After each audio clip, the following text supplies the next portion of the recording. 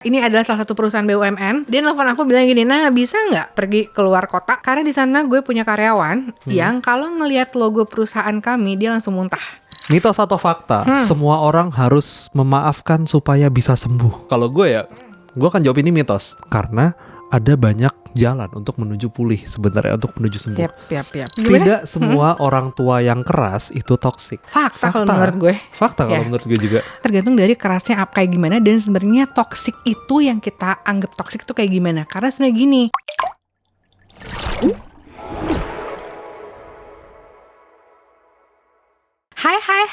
Hai, selamat datang di Wellspring Conversation. Hari ini ada aku, Ana, aku seorang psikolog klinis di Wellspring Center.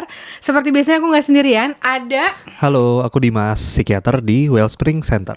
Hari ini kami berdua akan membawakan session mitos atau fakta. Deg-degan. Dok Dim, mari kita mulai. Mau lo dulu apa gue dulu? Gue dulu deh ya. Boleh, silakan. Wah, kambil dua. Kita mulai dari cukup bikin deg-degan ini. Depresi cuma kurang bersyukur, mitos atau fakta? Ini mitos gak sih? Mitos ya? Mitos. Yakin ya mitos ya? Mitos. Oke, memang Mitos. betul, ini adalah sebuah mitos. Depresi cuma kurang bersyukur. Sepertinya kita terlalu mengecilkan perihal depresi di sini ya, karena depresi itu multifaktor.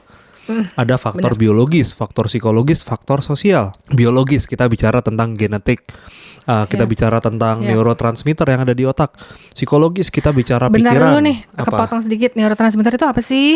Neurotransmitter itu senyawa-senyawa yang ada di otak untuk sel-sel saraf itu berkomunikasi di sana. I see. Ya. Gitu, terutama pada depresi banyak diduga serotonin, dopamin, norepinefrin turun semuanya di situ. Nah, lalu yang selanjutnya yang masalah psikologis, kita bicara tentang pikiran, perasaan, perilaku, emosi, coping mechanism dan lain-lain. Jadi dan yang terakhir adalah masalah sosial. Yang sosial ini tentu kita bicara tentang support sistemnya. Kita bicara juga tentang mungkin keluarga sebagai orang yang paling sering bertemu.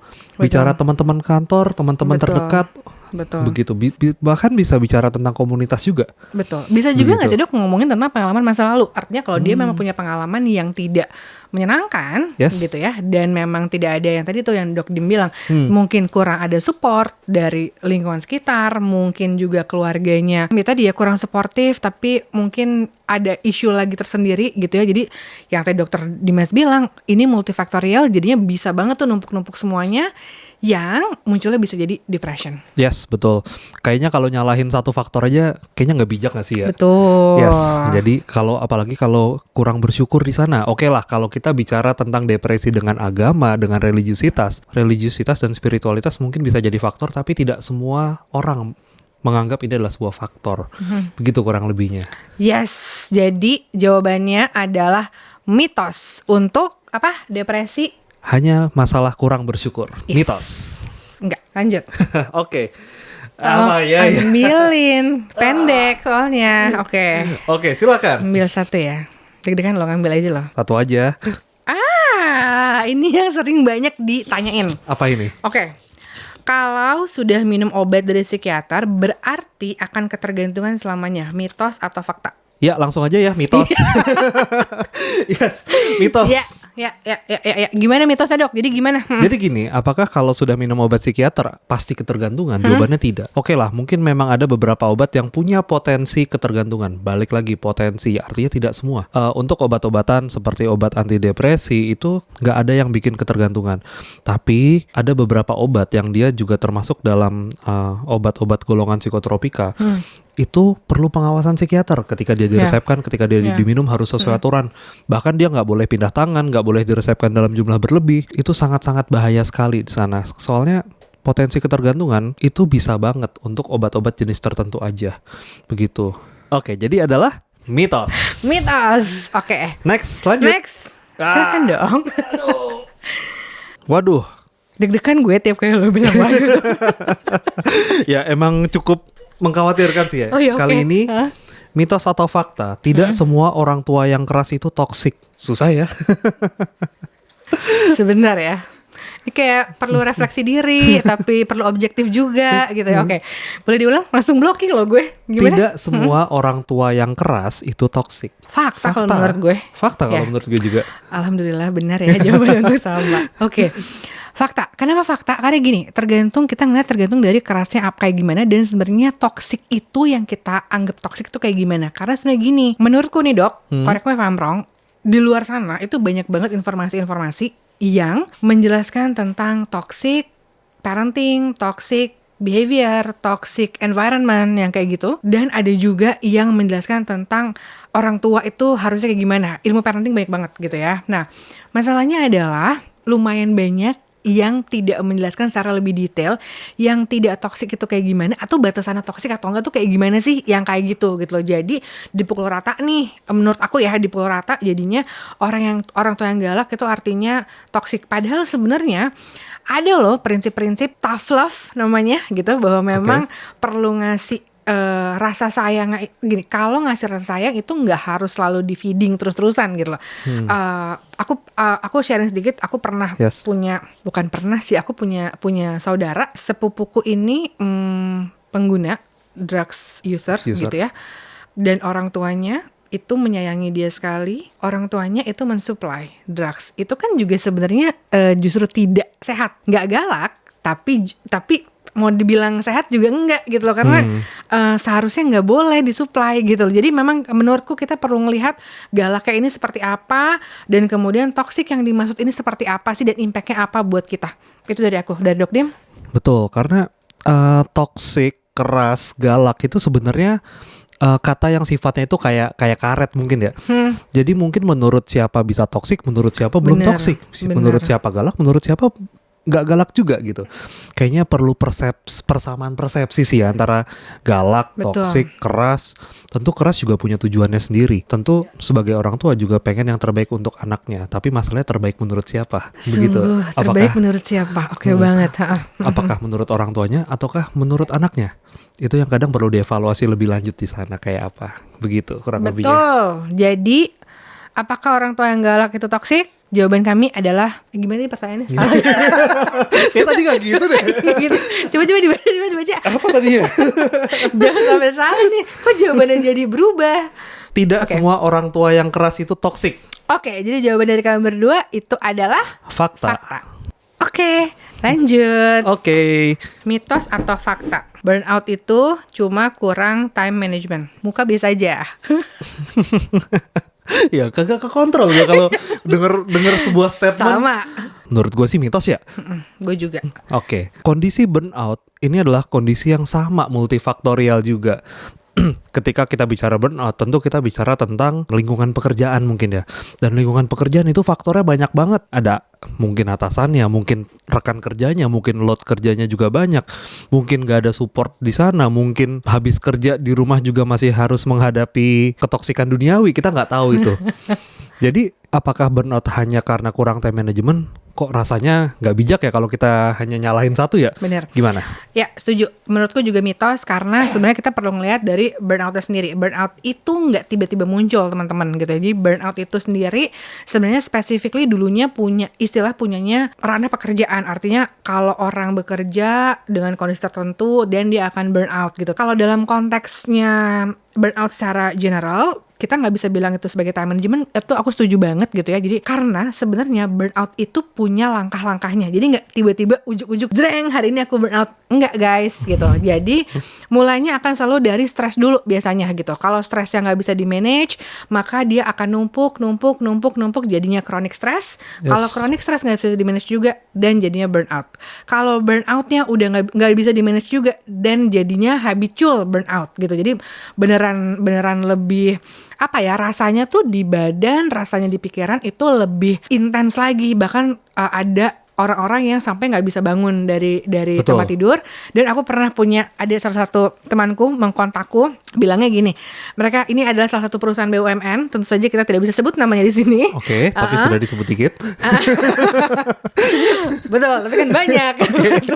Nah, dia nelfon aku bilang gini, nah bisa nggak pergi keluar kota gitu, ada satu tempat, karena di sana gue punya karyawan yang kalau ngelihat logo perusahaan kami dia langsung muntah.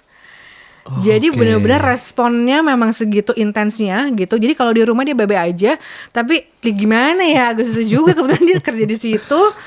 Jadi setiap masalahnya ini logonya gede banget dan ditemui di banyak tempat gitu kan. Jadi setiap kali dia ngeliat logo itu muntah, itulah responnya memang respon otomatis yang keluar karena memang udah segitu capeknya, mungkin udah segitu numpuknya gitu. Itu sih, Dok. Oke, jadi memang ada step-stepnya ya. Dan pada akhirnya step-step dari burnout ini mungkin bisa berujung pada suatu masalah kesehatan jiwa yang lebih berat lagi nantinya kalau itu nggak tertangani dengan baik. Bener. Mungkin bisa ke arah depresi, anxiety, mungkin lebih lagi dari itu. Tapi yang jelas kalau memang burnout memang sudah mengganggu secara produktivitas, secara pikiran kita juga mulai terganggu, coba deh konsultasikan kepada profesional kesehatan jiwa nanti. Oke, jadi burnout adalah masalah kurang time management. Mitos atau fakta? Mitos. Ya. Gue ya? Ya. Waduh. Cemas ya. Kebiasaan banget. Oke, ini seputar trauma. Mitos atau fakta? Ada Dok Jim gak? Bukan kita langsung. Mitos atau fakta? Trauma itu cuma terjadi kalau mengalami kejadian ekstrim. Mitos gue sih. Mitos kan? Oke, terkait sama kejadian trauma ini sebenarnya masih banyak kontroversi di mana-mana. Ada yang mengatakan trauma itu harus berat dulu, harus mengancam nyawa dulu baru itu bisa dikatakan trauma. Tapi ternyata kalau kita lihat dari buku pedoman diagnosis itu tuh yang tebel itu di situ ada menyebutkan beberapa hal di sana. Seperti kejadian yang berulang-ulang terjadi dengan kondisi dia mungkin terjebak di situ dan nggak bisa keluar dari situ. Itu juga berpotensi untuk menimbulkan trauma di sana. Kalau apakah harus kejadian yang ekstrim saja? Jawabannya mungkin tidak. Tapi mungkin kejadian-kejadian kecil berulang, terus kita juga nggak punya penyelesaian akan hal itu, ada banyak timbunan emosi, timbunan pikiran yang tidak tersampaikan, sepertinya hal itu juga bisa menjadi trauma nantinya. Trauma itu bukan tentang kejadiannya, teman-teman. Iya, benar. Trauma itu adalah tentang kejadiannya di masa lalu, responnya masih sampai hari ini, bahkan sampai ke depan-depannya. Betul. Nah, akan yang berat itu sebenarnya ini nggak, Mbak? Kalau traumanya itu ongoing. Benar. Misalkan pada kalau yang pernah pasien yang pernah saya dapatkan, dia masih terjebak dalam situasi dan kondisi di mana dia mengalami kekerasan, tapi dia juga nggak bisa keluar dari situ. Mau keluar tapi nanti jadi begini, kalau nggak bertahan nanti jadi begitu. Itu kan serba salah posisinya. Benar, ya. Benar. Sedangkan tantangannya ketika kita lagi mengalami satu kondisi psikologis, let's say dalam hal ini trauma, kita bukan bisa dengan mudahnya ambil keputusan dengan cukup clear dan cepat ya, Dok. Artinya nggak bisa langsung bilang ya udah kalau gitu kamu keluar dari rumah aja. Oh enggak, itu untuk klien-klien dengan kondisi yang lumayan intens dan berat itu nggak bisa dihadapkan pada langsung ngambil keputusan, itu susah gitu loh. Itu yang mungkin membuat mereka juga frustrasi gitu ya ketika berada dalam situasi tersebut gitu. Betul, walaupun dia tahu pilihan paling bijak adalah keluar dan menghindari traumanya, tapi bagaimana kalau nanti dihadapkan pada permasalahan finansial, permasalahan keluarga, permasalahan orang lebih banyak, permasalahan pekerjaan, itu jadi kompleks lagi di sana. Kayaknya perlu dikonsultasikan nggak sih kalau udah sampai kayak gitu ya? Banget gitu, karena kalau kami berdua gitu ya, biasanya ketika menghadapi klien, apalagi kliennya trauma, kita mungkin aja perlu ngelihat ada situasi, kita perlu metain dulu ya, Dok. Oh iya, traumanya betul. tuh kayak gimana dulu gitu ya. Kemudian sebenarnya apa yang masih bisa ada celah buat kita masuk gitu loh, untuk membuat dia memappingkan resourcesnya dia. Jadi nggak cuma yang dipetain, bukan cuma traumanya aja, tapi juga resourcesnya dia perlu dipetain juga supaya dia punya daya untuk bisa ngeberesin si isu-isu traumanya ini. Gitu nggak sih? Betul, dan sepertinya tidak bisa cepat juga ya. Itu kan butuh pemetaan yang sangat luar biasa, banyak sekali begitu. Oke, jadi untuk trauma itu cuma terjadi kalau mengalami kejadian ekstrim saja adalah mitos. Oke, next kita lanjut. Oke. Sering marah itu cuma masalah karakter. Mitos atau fakta? Mitos. Yes. Aku mau sharing. Oke, gimana? Jadi, nungguin ya. Jadi sebenarnya aku selalu dianggap sebagai orang yang pemarah. Gimana tuh? Satu, karena memang muka gue judes ya, Dok. Kalau misalkan gue diem gitu. Jadi kalau gue lagi gak cengar-cengar itu muka gue judes gitu. Nah, yang kedua sebenarnya pada dasar gue tuh anaknya gak sabaran. Nah, kalau gue gak sabaran emang ada tendensi buat agak ngegas gitu loh ngomongnya gitu. Nah, Tapi sebenarnya ketika dibilang bahwa apakah aku pemarah, aku juga sedih Dok gitu. Karena kayak, kenapa gue dibilang pemarah gitu. Mungkin setelah diresapi, mungkin karena memang persepsi dibilang pemarah itu negatif kali ya gitu loh. Jadinya kayak nggak mau jelek yang kayak gitu. Sebenarnya marah sendiri itu adalah basic emotionnya manusia gitu, yang mana semua orang tuh punya, yang mana juga ada hal-hal atau banyak hal-hal yang membuat kita itu juga, let's say mungkin zaman dulu tidak diajarkan untuk mengidentifikasi kalau marah itu saya mesti ngapain ya, saya boleh nggak ya untuk mengekspresikan marahnya, kalau boleh gimana ya cara mengekspresikan marah tapi yang adaptif gitu, artinya masih bisa diterima oleh orang lain, tidak agresif yang kayak gitu, itu sih. Dan tidak merugikan orang lain juga. Dan tidak merugikan orang lain juga. Gitu. Tapi kalau kita melihat marah ya sebagai sebuah emosi ya. Saya itu pernah melihat kecelakaan motor 2 orang. Ini tiba-tiba random ke kecelakaan motor. Dulu kejadiannya lucu nih. Saya melihat ada kecelakaan motor depan-depanan, tabrak gitu. Mereka berantem setengah jam. Saya lagi sarapan, lagi nontonin mereka. Mereka berantem setengah jam. Baru setelah itu motornya mereka pinggirin terus, ayo kita cari bengkel. Jadi mereka 30 menit mereka marah-marah dulu gitu. Tapi bagaimana kalau misalkan marah itu bisa kita mungkin bisa kita kontrol, bisa kita kendalikan di sana. Mungkin kita nggak perlu marah terlalu banyak, mungkin kita bisa segera menolong yang terluka, mungkin kita bisa segera cari bengkel untuk solusi semuanya begitu. Benar. Jadi kadang kalau kita perhatikan marah sebagai sebuah emosi ya, dia itu juga sifatnya itu kayak nggak bertahan lama nggak sih? Ya. Ya kan? Sebagai seorang yang mungkin suka marah-marah, kerasa nggak kalau marah itu sebenarnya cuma 10 menit 15 menit marah sih, tapi habis itu mereda dengan sendirinya, kerasa gitu nggak? Benar. Dan ini juga yang biasanya aku rasain Dok gitu. Marah itu adalah bentuk dari yang aku tahu begini. Jadi nih ya, kembali ke waktu awal-awal aku menikah. Suamiku tuh pernah ngomong gini ke aku, kamu tuh kenapa sih kayak gak ada rasa happy-nya deh? Kayaknya lu tiap hari marah-marah melulu deh. Kayaknya lu gak pernah happy deh. Kayaknya lu dalam hidup lu gak pernah nge-feel happy. Dan aku ngerasa kayak, masa sih? Enggak kok, gue ngerasa happy kok. Yang kayak gitu. Itu karena zaman dulu itu ketika aku pulang ke rumah, aku kan merasa karena dia suamiku, aku boleh dong mengekspresikan cerita apapun itu ke dia. Dan ternyata cerita aku itu ketika aku menceritakan, aku tuh meledak-ledak Dok. Artinya aku tuh bilang gini, kamu tahu gak sih masa tadi ya gila, ini ada teman aku yang begini. Kan kesel banget ya. Tapi sebenarnya ketika aku bilang kesel, itu udah gak ada keselnya. Jadi kayak cuma cerita aja. Nah, kadang orang yang suka dianggap pemarah, kadang tuh ada tuh fase di mana emosinya dia yang diomongin, maksudnya dia meledak-ledak menceritakannya itu udah bukan fase marahnya lagi gitu. Mungkin aja itu ya udah cuman nyeritain aja gitu loh. Gimana tuh caranya tuh? Kayaknya gue ngomongnya agak-agak belibet nih. Iya. Ibaratnya kita menceritakan suatu kejadian, itu artinya sebenarnya marahnya udah kelar di dulu-dulu. Benar. Gitu. Yang sekarang tuh hanya ingin mengeluarkan aja. Dan kadang butuh solusi nggak? Kadang nggak perlu butuh solusi nggak sih? Cuma perlu didengerin kadang. Yes, gitu dia. Benar. Kadang bukan berarti semua orang yang cerita itu kadang butuh solusi. Coba dengerin dulu dan tanya, kamu sudah punya penyelesaian belum akan hal ini? Kalau belum, apa yang bisa aku bantu? Yes. Kayaknya itu akan lebih enak gak sih? Yes. Setuju. Oke. Setuju. Jadi, apakah marah itu adalah karakter? Kita jawabannya berdua sepakat bahwa itu mitos. Kenapa sih nggak kompak? Ini udah Iya. Oke, sip. Next. Waduh. Ini kontroversial juga sebenarnya. Ini senangannya ini ya, membawa kontroversi ya. Mitos atau fakta? Semua orang harus memaafkan supaya bisa sembuh. Susah kan? Susah. Ini siapa sih dia bikin pertanyaan nih? Oke. Ini kalau gue akan jawab ini mitos karena ada banyak jalan untuk menuju pulih sebenarnya, untuk menuju sembuh. Yap.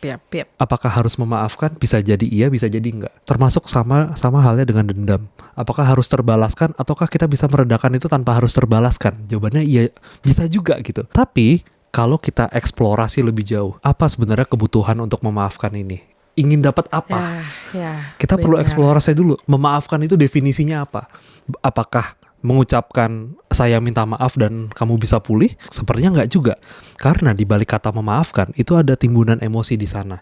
Ada marahnya, ada keselnya, sedihnya, bencinya, takutnya, cemasnya. Itu pasti banyak macam-macamnya. Bagaimana kalau itu di breakdown semuanya?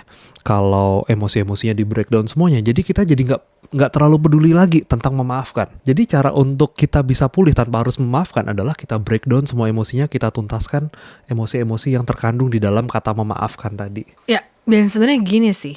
Aku mungkin mau minta pandangan dari Dok Dim juga. Karena gini, ngomongin forgiveness teman-teman, itu kan sesuatu yang kalau dari klien-klienku dan aku juga ngerasain itu sesuatu yang challenging banget dan sulit untuk dilakukan gitu. Karena apalagi kalau misalkan memang isunya segitu beratnya, isunya benar-benar berdampak buat dia, nggak cuma buat dia, mungkin buat orang lain juga gitu ya. Bicara forgiveness itu tidak hanya dan tidak melulu bicara kita memaafkan orang lain, tapi seringnya kita memaafkan diri kita sendiri apa enggak gitu loh. Jadi pertanyaannya sebenarnya lebih ke gini sih. Untuk sampai sembuh, pertama sembuh itu yang dimaksud apa? Karena kondisi kalau yang aku ingat, kalau kita bicara tentang mental health, kita bicara tentang psikologi, kita tidak bicara sembuh as in kayak sakit flu kemudian sembuh yang kayak gitu. Jadi sebenarnya lukanya mungkin masih ada gitu. Nah, tapi yang perlu kita lihat adalah sebenarnya tadi yang aku highlight dari Dok Dim, forgiveness ini bicaranya tentang apa? Kenapa kita mau maafin? Apakah jangan-jangan kita mau maafin karena disuruh gitu loh? Karena misalkan let's say di keluarga kita memang butuhnya nggak bisa kamu tuh harus memaafkan saudara kamu karena apa gitu ya. Nah, iya kita bisa bilang di mulut bisa bilang iya aku udah maafin, tapi kita perlu ngecek nih di dalam hati kita udah bisa maafin belum, di kepala udah bisa maafin belum, karena sebenarnya harusnya semuanya sinkron. Kalau nggak sinkron, yang ke penjelasan Dokter Dimas tadi gitu, ada emosi-emosi apa sih yang terpendam di situ gitu loh. Nah itu dulu gitu. Jadi kalau bicara mitos atau fakta, kayaknya memang lebih menjurusnya kalau aku sih memang juga ke mitos sih. Oke. Next. Mitos atau fakta? Curhat ke teman sudah cukup, nggak perlu ke profesional. Gampang ya Beb dibanding yang tadi ya. Oke. Of course jawabannya adalah mitos. Jadi kenapa itu mitos? Kalau menurut aku sebenarnya gini, segitunya pun teman kita adalah psikolog atau psikiater yang mungkin sering juga untuk ngedengerin, tapi gini, terlalu banyak faktor yang sebenarnya perlu dikontrol kalau kita butuhnya cerita gitu. Kalau kitanya butuhnya adalah menyampaikan emosinya kita, menyampaikan unek-uneknya kita. Apa aja sih faktor-faktornya? Minimal nih aku tahu, Dok Dim nanti bisa nambahin gitu ya. Yang pertama adalah kedekatan. Seberapa dekat sih sebenarnya kita sama si teman yang kita curhatin ini gitu. Kalau dekat banget tentu saja sebenarnya ada kemungkinan potensi untuk bias ya Dok. Artinya dia nggak bisa ngasih jawaban atau pendapat yang objektif gitu. Yang berikutnya yang kedua adalah sebenarnya ada orang-orang yang melihat bahwa cerita sama teman dekat kita itu takut diemberin atau takut dijudge atau juga takut ngerepotin orang gitu loh. Nah hal-hal ini sebenarnya yang membuat ketika kita bercerita itu jadi nggak lepas gitu loh, yang kayak gitu. Nah yang berikutnya, kalau kita tidak punya privilege untuk bercerita pada teman-teman dengan latar belakang pendidikan psikologi atau psikiatri gitu ya, mereka mungkin tidak familiar atau tidak terlalu banyak exposure untuk bisa menjelaskan satu kondisi itu dengan cukup komprehensif, sehingga malah jadinya mikirnya kemana-mana atau malah jadinya belokan ini gitu ya, atau malah ceritanya malah banyak twist-twistnya gitu loh. Itu dari aku. Dok Dim silakan. Ya, potensi adu nasib juga gede gak sih? Potensi adu nasib gede banget gitu. Iya, kadang akan sangat berbeda sekali bercerita pada teman dan pada profesional kesehatan jiwa di sana. Kalau pada profesional kesehatan jiwa, tentu ada strukturnya. Benar. Kita belajar anamnesis wawancara itu kan ada strukturnya ya. Mulai dari udah berapa lama, faktornya apa aja, bahkan faktor yang memberatkan, faktor yang memperingan pun ada juga di sana gitu. Mungkin untuk bercerita kepada teman, oke lah, tapi sepertinya kita perlu lebih bijak dalam memilih nanti siapa orang yang kita bicara itu. Mungkin nggak kalau misalkan bicara tapi nyebar kemana-mana, bisa aja gitu. Kita nggak tahu, kita nggak bisa mengendalikan itu gitu. Tapi kalau kepada profesional kesehatan jiwa memang ada kode etiknya untuk menjaga daripada apa yang diceritakan dari pasien sendiri begitu. Yes. Terus jadinya boleh nggak cerita sama temen? Boleh boleh dok, banget. Gitu. Tapi memang sepertinya dalam batas tertentu nih gitu. Tapi kalau misalnya kita memang butuh bantuan yang lebih komprehensif, mungkin lebih bisa terjaga kerahasiaannya, dan yang diperlukan adalah datang ke profesional. Malah sebenarnya buat ngobrol sama temen itu kan ibaratnya kayak oke lah, mungkin pertolongan pertama ya. Jadi tuh jadikan pertolongan pertama aja kali ya dibandingkan pertolongan utama. Betul. Gitu. Oke, mungkin itu sih. Oke, jadi mitos ya teman-teman, mitos. Ya, mitos. Oke, next. Mitos atau fakta? Waduh, ini sensitif sekali. Kenapa sih pertanyaan-pertanyaan lo kenapa sensitif semua? Mitos atau fakta? Kalau kamu masih bisa bercanda tentang lukamu, berarti kamu sudah sembuh. Wah. Susah kan? Ya. Ini kayaknya debatable deh. Iya, ini debatable. Iya gak sih? Boleh ganti aja gak? Tapi gak seru kalau kita gak bahas. Iya benar. Kaget ya. Buat aku mitos sih dok. Buat aku juga mitos. Oke, setuju kita mitos ya? Setuju. Alhamdulillah, setuju mitos. Kalau menurut Dok Dim, kenapa itu mitos? Karena balik lagi, definisi sembuh. Definisi sembuh itu apa?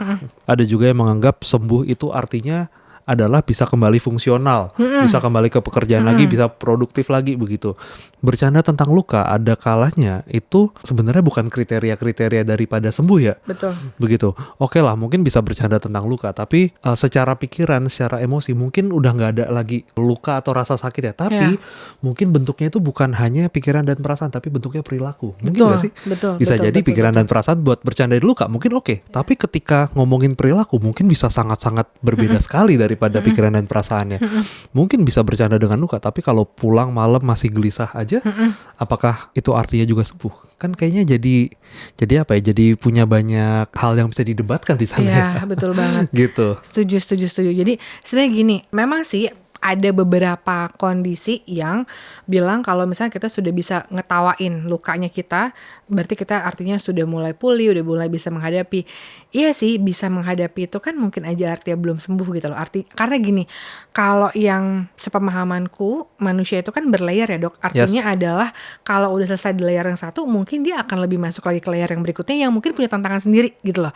Yang mungkin bisa perlu tadi melakukan konsultasi lagi mungkin dan lain sebagainya. Nah, yang diketawain ini yang layar keberapa nih sebenarnya gitu. Kalau misalkan memang itu sudah selesai diketawain tapi besok nangis lagi, ya nggak usah ngerasa bersalah juga gitu loh, karena memang mungkin udah masuk ke layer yang berikutnya yang mungkin perlu diberesin lebih lanjut gitu. Itu satu gitu. Nah, yang kedua, mungkin nggak sih itu bagian dari defense-nya kita untuk bisa kelihatan lebih bisa juga strong gitu, karena kita disuruh buat strong gitu. Aku ingat dok, waktu pas ayahku meninggal, aku itu nggak boleh nangis, jadi harus kelihatan kuat, harus nggak, ya udah ini tuh kayak face of life gitu. Tapi kan boleh dong gitu kan, boleh sedih, nggak mau ngebecandain dulu gitu, tapi ya udah gitu. Tapi tadi justru masalahnya nggak beres di situ, justru masalahnya berlayer-layer dan baru selesai itu kayak bertahun-tahun kemudian gitu. Jadi kembali ke pertanyaan mitos atau fakta gitu, silakan mau dibaca lagi nggak? Oke, boleh. Panjang nih soalnya. Kalimatnya panjang banget masalahnya. Bener. Oke, kalau kamu masih bisa bercanda tentang lukamu, berarti kamu sudah sembuh. Mitos atau fakta? Mitos. Oke. Next. Terakhir ini yang terakhir ya. Mitos atau fakta? Mood swing artinya pasti bipolar. Waduh. Silakan dok. Mood swing apakah artinya bipolar? Jawabannya adalah mitos. Karena kalau kita bicara tentang mood swing, kita bicara tentang banyak banget diagnosis. Apakah orang anxiety bisa mood swing? Bisa aja. Apakah orang depresi bisa mood swing? Bisa aja. Apakah orang dengan personality disorder bisa mood swing? Bisa lagi. Apakah mesti bipolar? Jawabannya tidak. Mungkin bipolar juga ada moodnya, masalah di moodnya, tapi masalahnya bukan hanya bipolar yang ada gejala mood swingnya begitu. Jadi kalau mood swing adalah bipolar, itu lebih ke arah kok kayaknya enggak ya. Ya benar, itu correct me if I'm wrong, tapi kalau menurutku itu oversimplify the bipolar itself gitu loh sebenarnya. Jadi kayak memang perlu harus dilihat lagi gitu. Walaupun di luar sana kebanyakan orang itu selalu mengaitkan antara mood swing dan bipolar gitu. Tapi tidak begitu cara kerjanya. Yes, gitu. Betul. Dan bipolar itu punya dua tanda utama juga. Ada periode episode mania dan episode depresif. Dan dia punya timeline waktunya sendiri-sendiri. Jadi bukan yang swing pagi begini malam begitu. Bener banget. Bukan pagi sedih malam ketawa-tawa atau sebalik ya bukan. Itu bukan bipolar kalau ke arah sana begitu. Jadi kalau misalkan ada gejala mood swing, daripada kita mendiagnosis self diagnose dan akan meribetkan kita sendiri, mending konsultasiin aja gak sih? Yes, benar banget. Jadi salah satu pesannya adalah jangan self diagnose. Kalau misalkan ngerasa mood swing, dan silahkan lebih baik dikonsultasikan supaya nggak salah dan supaya nggak makin berpikiran kemana-mana gitu. Jadi mood swing adalah bipolar. Kita berdua sepakat jawabannya mitos. Oke. Teman-teman, sekian dulu dari kami berdua di segmen mitos atau fakta. Sampai ketemu lagi di segmen yang lain. Bye-bye. Bye-bye.